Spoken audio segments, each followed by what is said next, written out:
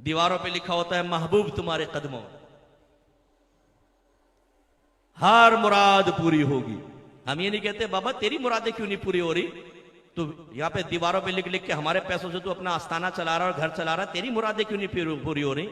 IMF पे जादू कर दे, बगैर शर्तों के कंडीशन के कर्जा मिल जाए, खुदा के वास्ते ये कर दे, नहीं, हर मुराद पूरी, महबूब तुम्हारे कदमों में। और हमारे नौजवान बीवी को छोड़कर महबूब के चक्कर में पड़े हुए हैं, वो इनके पास पहुंच जाते हैं, जी कुछ कीजिए, मैं चाहता हूं उसका शौहर उसको तलाक दे दे और वो मेरी शादी निकाह में आ जाए। क्यों? उसका शौहर कदर नहीं करता ना। ओए होए, ये है पूरी कायनात में कदर करने वाला दूसरों की बीवियों की। ओ भाई अपनी बीवी को तो संभाल ले। तो नौजवानों सिर्फ समझाने के लिए कह रहा हूं, ऐसे आमलीन के पास जरूर जाओ और जाकर कहो कि हुजूर एक महबूब को कदमों में लाना, एक फीमेल है उसको कदमों में लाना। वो कहेगा जरूर, अभी हम तो काम ही कर रहे हैं। कौन है वो फीमेल? आप जवाब में कहें तेरी मां, तेरी बहन, तेरी बेटी, तेरी बीवी, वो है मेरी महबूबा, ला उसको कदमों में। फिर देखें कैसी आग लगती है। अरे बगैर तो तुम्हें शर्म नहीं आती, तुम दूसरों के घर बर्बाद करने के लिए नौजवानों का जहन खराब कर रहे हो। जिसको महबूबा तुम कह रहे हो, महबूब तुम्हारे कदमों में किसी की बहन है, किसी की बेटी है, किसी की गैरत है, वो अपने माँ बाप का सर शर्म से झुकाकर तुम कहते हो मैं तुम्हारे कदमों में डाल दूंगा, तो ला फिर अपनी बहन को बाहर लेकर आ, अपनी बीवी को बाहर लेकर आ। क्यों नहीं गिरफ्त करते आप इनकी? ये सारे निकम्मे और झूठे हैं, कुछ नहीं कर सकते, ये कुछ भी नहीं कर सकते। ये जितने बड़े बड़े दावे करने वाले इन सबको बिठाओ पकड़ के गन पॉइंट के ऊपर, इन्हें गन पॉइंट पे, शुक्रिया, गन पॉइंट पे बिठाओ और बोलोगे IMF से बिला मशरूत कर्जा दिलवाओ ना, तुम सबको गोली मार देंगे कमबख्तो, क्योंकि तुम्हारे दावे हैं कि हर काम पूरा होगा, हर मुराद पूरी होगी। करें जरा, इनके चुंगल से बाहर निकलें, अपनी बीवी को वक्त दें।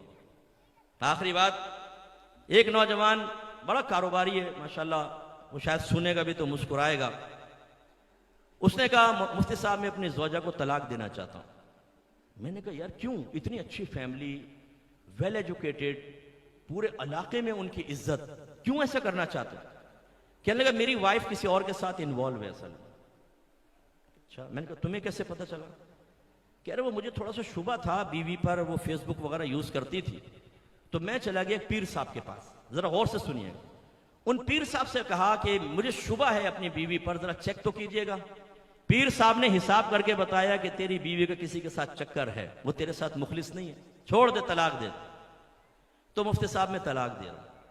मैंने कहा ठहर जाओ, तुम ऐसा करो अपने 2 मरहूमीन मर्द और औरत के नाम लो जो भी फौत हो गए, पीर साहब के पास चले जाओ और कहना कि हम इन दोनों का निकाह करना चाहते हैं, बताइए रिश्ता कैसा रहेगा।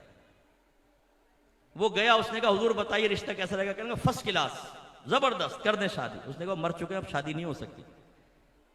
और आप यकीन करें कुछ अरसे बाद उसने कहा मुफ्ती साहब अल्लाह आपको खुश रखे, वो सिर्फ मेरी गलत फहमी थी, वो सारे मामलात सॉल्व हो गए, हम मियाँ बीवी खुश रह रहे हैं।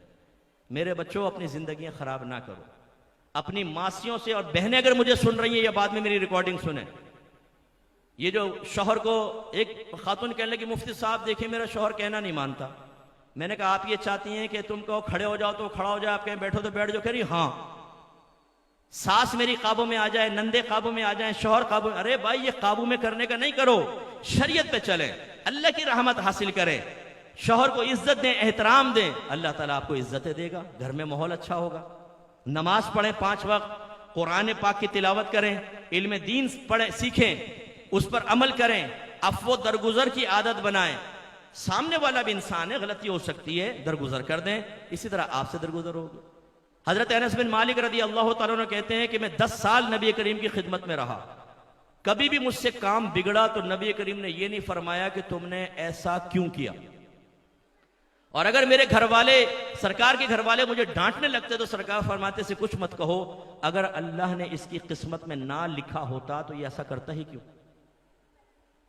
लेकिन बीवी के हाथ से गिलास गिर गया, कब गिर गया?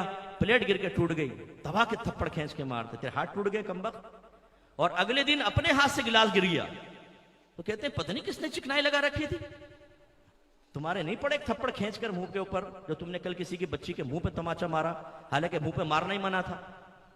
प्यार मोहब्बत से घर चलते हैं।